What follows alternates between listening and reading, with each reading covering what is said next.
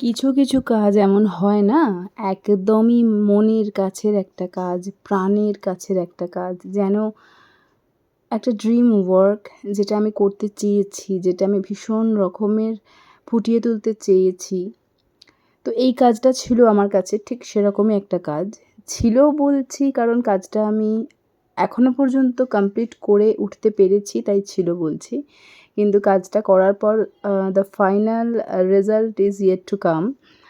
সেটা কবে ওকে পড়াবো বা কবে পড়ার পরে ওকে কেমন লাগবে সে ব্যাপারে আমি এখনও ভীষণ রকমের একটা চাপানোতর ভিতরে কাজ বলি? করছে এবং খুব একটা টেনশন কাজ করছে। আমি বলি দাঁড়া। হুম হুম এই চেয়ে দেখ তলোয়ার। হুম করে দেব তোদের সেরে হুম শুনে তারা লঙ্ক দিয়ে চেঁচিয়ে উঠল, হারে রে রে এত লোকের সঙ্গে লড়াই করে ভাবছো ভাবছো খোকা? গেলই বুঝবো না না, ছুটিয়ে ঘোড়া গেলেম তাদের মাঝে, বলো।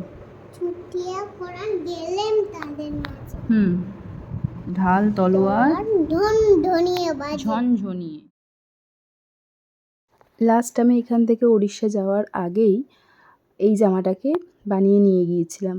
এমনি সিম্পল একটা লেস বসানো ছিল, আর কিছু ছিল না। আমি চাইও নি আর কিছু থাকুক, আমি শুধু চেয়েছিলাম একটু সময়, যে সময়টা আমি নিজে বের করতে পারলে এই জামাটা একটু নিজের মতো করে বা মনের মতো করে আঁকবো। এটাই ছিল আমার প্ল্যান। সেই অনুযায়ী অনেক খুঁজে খুঁজে আমি ঠিক যেরকম রঙটা চাইছি সেরকম রঙ, ব্রাশ সমস্ত আমাকে জোগাড় করতে হয়েছে। তারপর অবশ্যই আমার বন্ধু-বান্ধবদের সাহায্য নিয়ে, যাদের ছাড়া আমার এই ধরনের কাজ একদমই ইনকমপ্লিট, সেরকম বন্ধুর সাহায্য নিয়ে সেটা ব্রাশের নাম্বার চুজ করা থেকে হোক, সেটা রং কী নেব সিলেক্ট করা থেকে হোক, সেটা কীরকমভাবে আমি প্ল্যানটাকে এক্সিকিউট করব সেটা হোক, মানে সমস্ত রকমভাবে ভীষণ তাদের মাথা খেয়ে চিবিয়ে আমি এই কাজটা হাত দিই।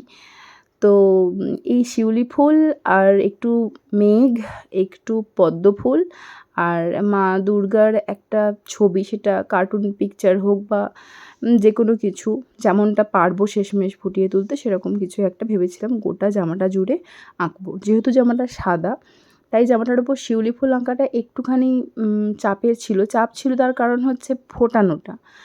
তো আমার বন্ধু আমাকে সাজেস্ট করেছেন যে একদম সাদার ওপর সাদাটা না এঁকে একটা সবুজের হালকা ছোঁয়া দিয়ে দিয়ে তারপর শিউলি ফুলগুলো আঁকলে সেটা দেখতে ভালো লাগবে। তো আমি মানে যেমন বলা তেমনই কাজ। নিজের যেহেতু কোনো আঁকার ব্যাপারে ক্রিয়েটিভিটি নেই, তাই আমাকে কিচ্ছু করার নেই। প্রচণ্ড রকমের সাহায্য নিতে হয়েছে এবং জানি না একটুও বিরক্ত না হয়ে কোনো মানুষ কীভাবে এতটা সাহায্য করতে পারেন।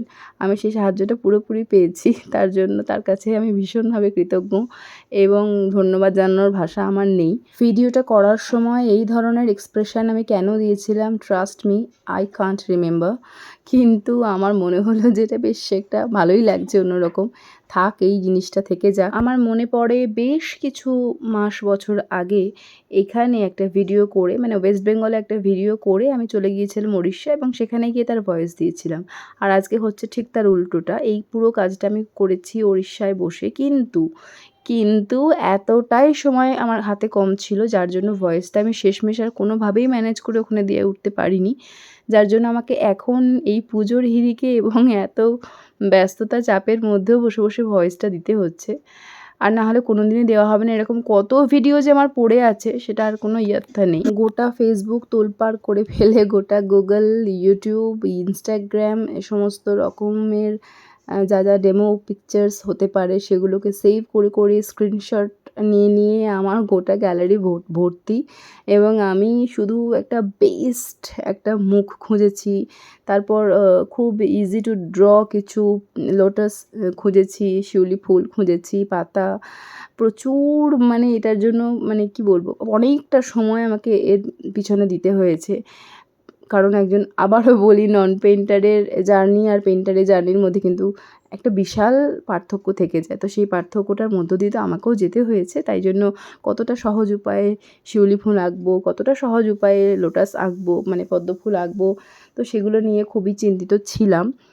তো তো শিউলি ফুলটা আঁকা শেষ হয়ে যাওয়ার পরে টুকটুক করে প্রথমে পেন্সিলে দিয়ে এঁকে নিয়ে পদ্ম ফুল আঁকতে শুরু করি।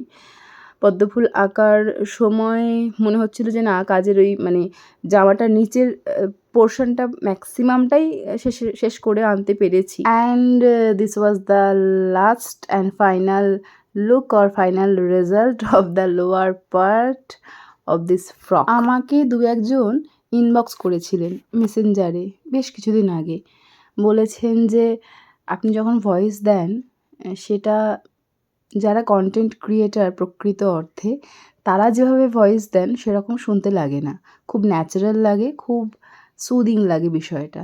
আমার সেটা শুনে খুব ভালো লেগেছে, ধন্যবাদ তাদেরকে। আর কন্টেন্ট ক্রিয়েশনটাকে যারা প্রফেশন হিসেবে নিয়েছেন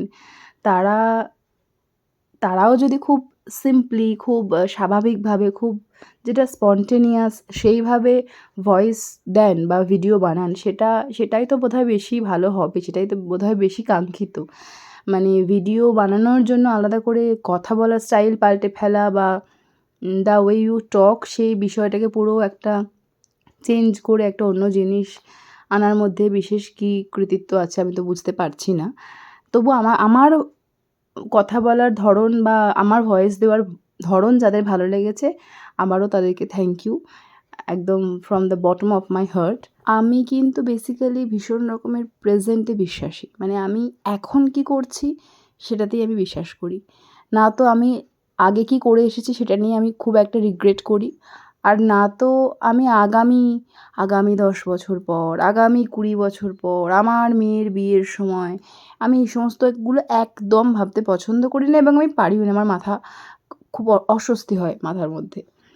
কিন্তু আমি চাই এই কাজটা সব কিছু সুস্থ থাকলে, সব কিছু স্বাভাবিক ঠিকঠাক থাকলে এই কাজটা আমি আগামী 10-12 বছর বা তারও বেশি পরে উইথ দিস ভয়েস অবভিয়াসলি আমি এই কাজটা আরেকবার দেখতে চাই বা শুনতে চাই, যার জন্য এই 9 মিনিট 32 সেকেন্ডের এই ভিডিওটায় আমি এতটা বড় একটা ভয়েস দিতে থাকছি।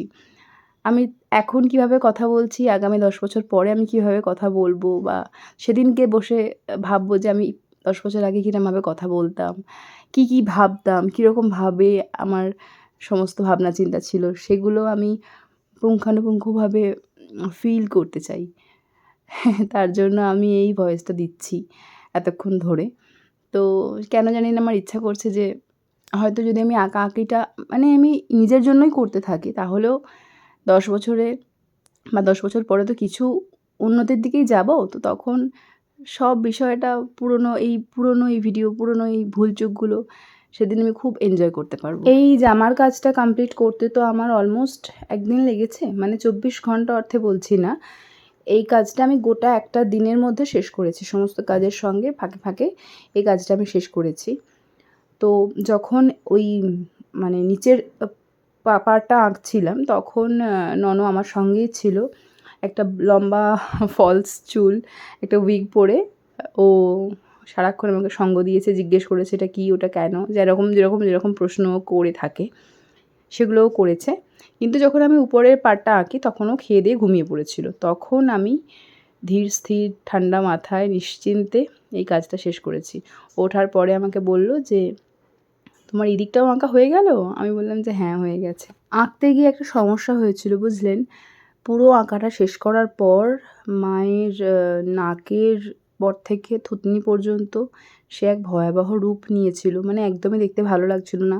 আমারও পছন্দ হয়নি। আমি যে খুব আমার খুব ক্লোজ 2-1 মানুষকে জিজ্ঞেস করেছিলাম, তাদেরও পছন্দ হয়নি। তো তারা আমাকে বলেই ছিল যে যদি কোনোভাবে সম্ভব হয় ওটাকে একটুখানি ঠিকঠাক করার। তো আবার সন্ধেবেলা বসে মুখটা যতটুকু যা ঠিক করা যেতে পারে করেছিলাম এবং this was the final look of মা দুর্গা। আর ননকে কেমন লাগছিল নিশ্চয়ই জানাবো।